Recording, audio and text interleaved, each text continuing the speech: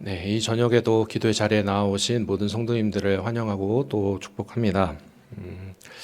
예전에 제가 설교를 통하여서 이 이야기를 한번 했던 적이 있던 것 같습니다. 저는 선지서만 보면 제가 이제 신대원 입시를 준비를 할 때 저의 그 성경 공부를 이제 가르쳐 주셨던 한 목사님이 생각이 납니다. 그때는 이제 공부하기 위한 통독을 했었기 때문에 깊은 이해와 또 이제 깨달음을 위한 통독이라기보다는 이제 학습, 그러니까 시험 준비를 위한 통독을 주로 했었기 때문에 조금 와닿진 않았었지만 시간이 지나고 신대원을 진학하고 또 말씀을 많이 읽어 나가면서 목사님께서 그때 당시 하셨던 말씀이 조금씩 이해가 됐습니다. 바로 선지서를 읽을 때 눈물을 안 흘리면 안 된다. 선지서를 읽을 때 눈물을 흘리면 그건 정말로 하나님의 마음에 공감하는 것이다 라는 것이죠. 그렇지만 사실 우리가 성경을 읽을 때 창세기부터 늘 새해마다 이렇게 쭉 읽어 나가지 않습니까? 그렇지만 쭉 읽어 나가시다 보면 사실 가장 또 어려운 것이 선지서인 것은 틀림없습니다.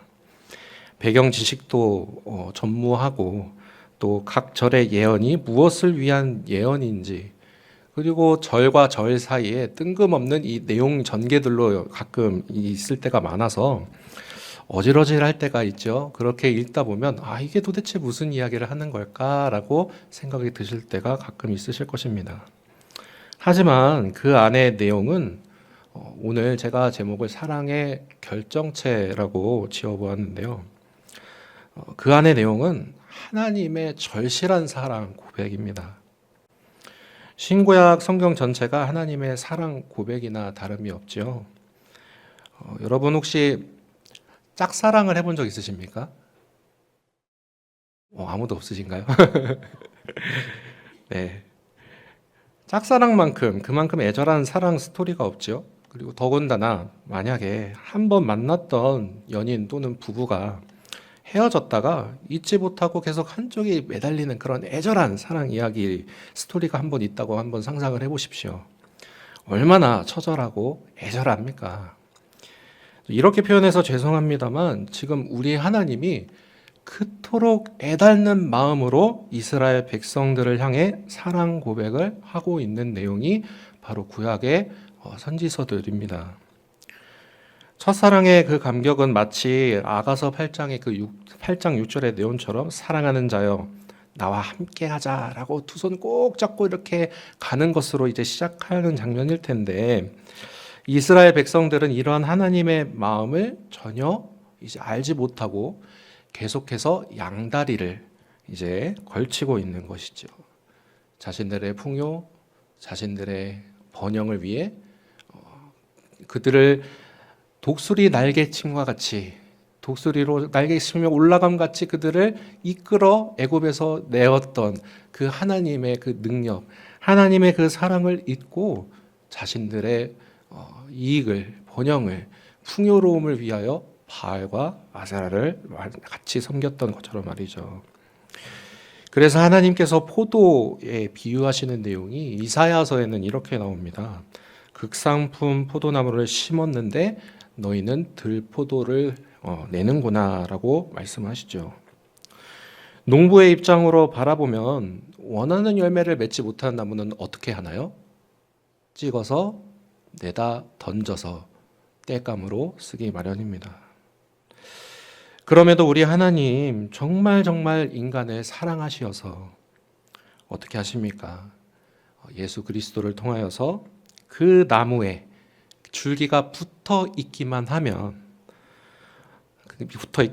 열매를 맺게 하시겠다. 우리 너무나도 잘 아는 요한복음 15장의 말씀처럼 포도나무에 참 포도나무 예수님께 붙어 있기만 하면 열매가 맺게 될 것이다 라고 말씀하시지 않습니까?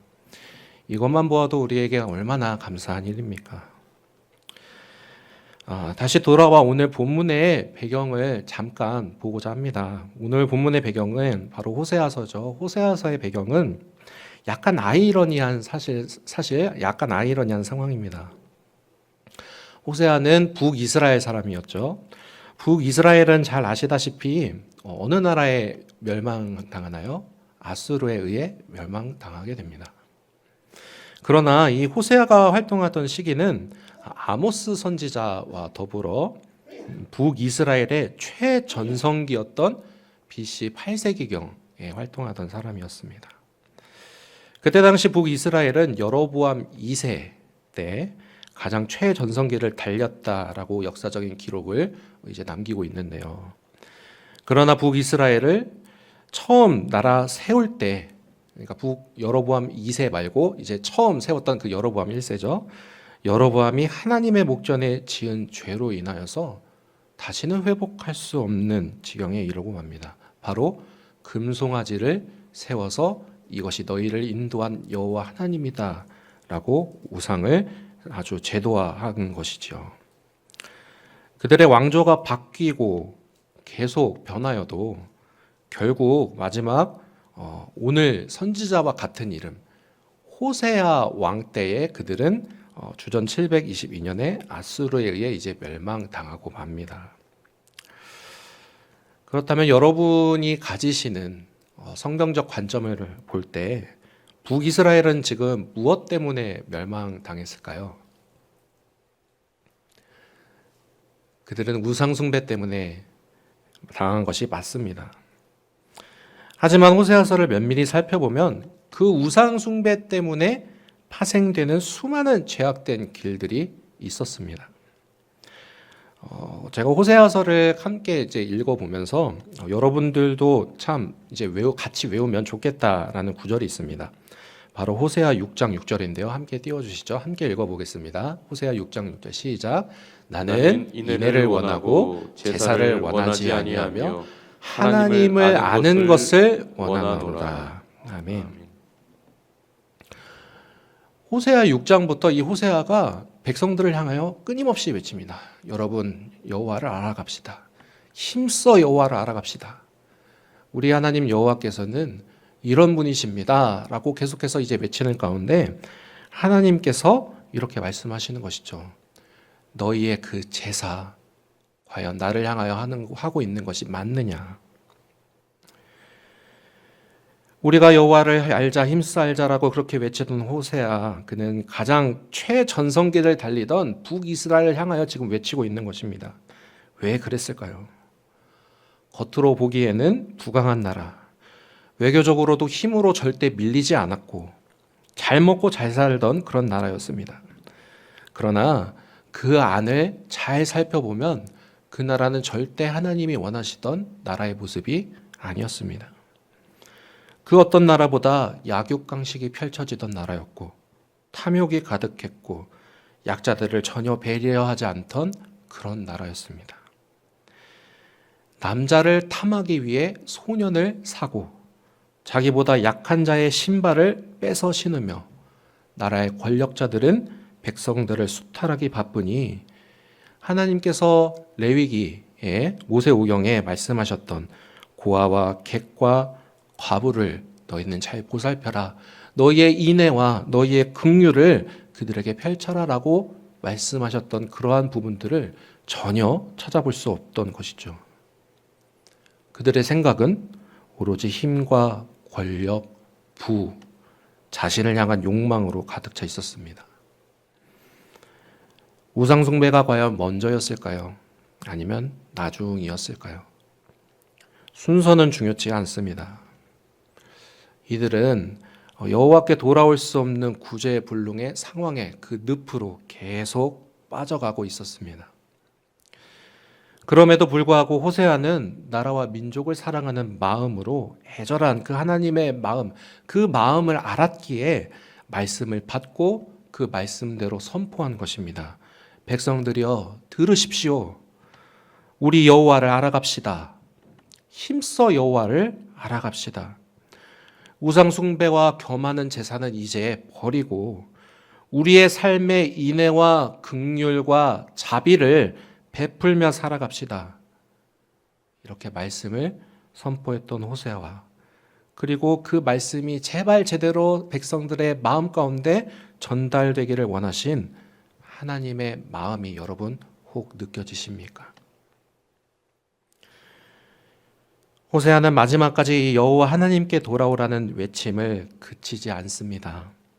그러나 여전히 이스라엘은 불의로 인해 엎드러진 상태였고 그 엎드러짐이 일어설 기미를 보이지 않습니다. 이런 상황에서 이스라엘은 이제 수송아지, 양과 염소, 이렇게 바치라는 제사 형식이 아니라 하나님의 말씀, 그 말씀을 가지고, 즉 입술에 하나님의 말씀을 가지고 그 말씀을 선포하는 삶, 그 입술을 가지고 하나님을 찬양하며 나아가는 삶, 사람이 마음을 먹고 생각하는 것을 거쳐서 입으로 말하는 것이기에 그들의 삶이 바뀌고자 원한다면, 그렇다면 그들의 입술에 아름다운 열매를 내기 위해서는, 입 밖으로 내는 말을 바꾸기 위해서는 삶이 바뀌지 않고서는 절대 할 수 없는 일이지 않습니까? 다시 말해 그들의 불의가 제거되어야지만 그들의 입에서 입술의 열매를, 아름다운 그 열매를 하나님께 드릴 수 있는 것입니다. 하나님의 말씀을 붙잡고 의지할 때 그렇다면 어떤 것을 기대할 수 있겠습니까? 그들이 그토록 의지하고 기대었던 강대국 아수르, 즉 세상의 권력을 의지하지 않고 말과 병거, 힘을 의지하고 세상의 권력을 탐하는 것, 그런 짓을 하지 않습니다. 하나님을 대신하고 겸하여 섬긴 우상들이 자신들을 구원해 주리라 생각하지도 않습니다. 이렇게 헛된 것들을 의지하지 않고 하나님의 말씀 위에 설 때에야 회복의 소망이 있다라고 오늘 호세아는 우리에게 말합니다. 시대의 암흑기라 불리는 중세에도 여호와를 알자라고 힘써 구했던 사람들이 있었습니다. 바로 종교개혁자들이지요. 16세기 종교개혁의 모토는 오직 성경이었습니다. 종교개혁자들의 그 개혁 정신 위에 세워진 우리 교회이기에 예나 지금이나 교회가 바로 서는 도구가 있다면 바로 하나님의 말씀일 것입니다. 그들은 오직 성경의 정신으로 일어나서 교황청에 대항하기 시작했습니다. 세속 권력을 의지하지 않았고 그 권력으로 인하여 일어났던 모든 일들을 비판했습니다. 권력에 비판하자 어떤 일이 일어났습니까? 그들은 재판당하고 마녀 사냥을 당했으며 그리고 전쟁도 불사하는 일이 일어났습니다. 그러나 그들이 피 흘리기까지 그들은 끝까지 신앙을 사수했습니다. 꽃은 시들고 세상은 변하지만 우리 하나님의 말씀은 영원하기에 그들은 그 말씀을 붙잡고 나아가며 살아갔고 그 말씀의 정수가 오늘날 우리 대한민국까지 이어져 우리가 지금 이 자리에 나와 함께 신앙 생활을 하며 예수는 그리스도라고 고백하며 함께 믿음을 나타내는 줄로 믿습니다. 다시 말씀으로 돌아온다면 그렇게 멸망으로 가는 길 같아 보여도 하나님께서 인도하시는 그 길의 끝에는 회복이 반드시 있습니다. 호세아는 만약 이스라엘이 말씀을 붙잡는다면 이루어질 회복에 대하여 이제 14장 후반절에 계속해서 이야기를 합니다. 이스라엘이 말씀으로 돌아간다면 하나님께서는 반드시 싸매시고 고치시며 그들을 기뻐하시고 사랑하실 것이다 라고 말씀합니다.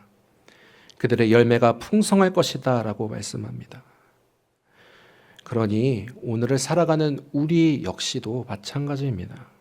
오직 성경, 말씀 위에 선 그리스도인, 세상의 모습을 보며 세상을 따라하면 그들이 가진 것을 우리로 가질 수 있을 것이다 라는 착각에 빠져서는 안 됩니다. 우리 그리스도인들은 진리의 말씀을 붙들 때에야만 하나님께서 주시는 참된 복과 안정과 풍요를 누릴 수 있을 줄로 믿습니다. 결론으로 호세아는 북이스라엘이 이제 우상을 멀리한다면 가지가 무성하여서 푸르는 잣나무와 같으신 하나님이 풍요와 안정을 주시리라고 선포하며 마무리를 합니다. 그 풍요와 안정 다시 반복하지만 누가 주시는 것입니까? 바로 우리 여호와 하나님께서 주시는 것입니다. 심판의 메시지가 계속해서 선포되었음에도 그들이 우상을 버리고 말씀으로 돌아가기만 하면 그 그 모든 복을 누릴 수 있다라고 말씀합니다. 그러나 안타깝게도 호세아의 눈앞에는 어떻습니까? 계속해서 말씀드렸듯이 백성들은 그 말씀을 붙잡지를 못했습니다.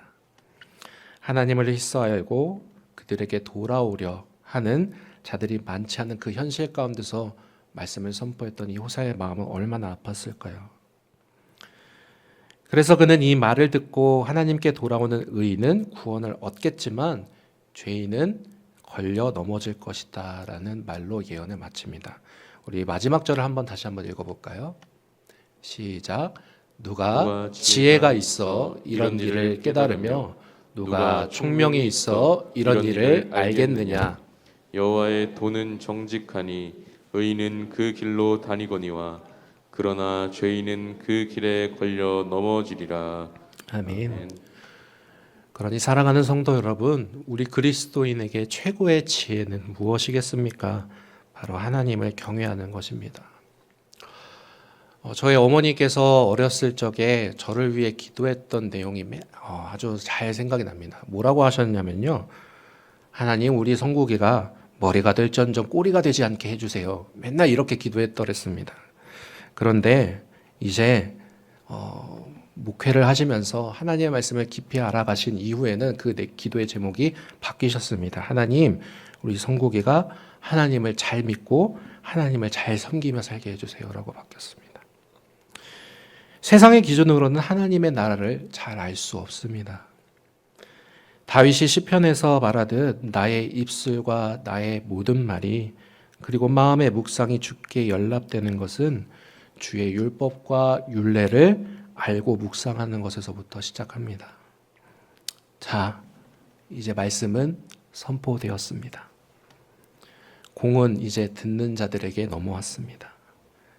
말씀에 순종할 것이냐, 거부할 것이냐에 따라 삶의 끝이 결정될 것입니다.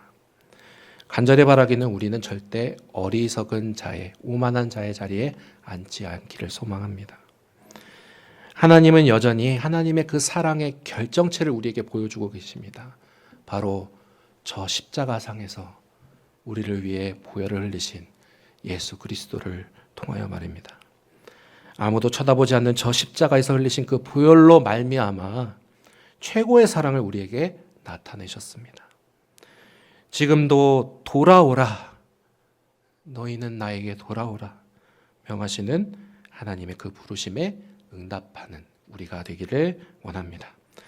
그 말씀을 기억하며 이 시간 함께 기도하겠습니다.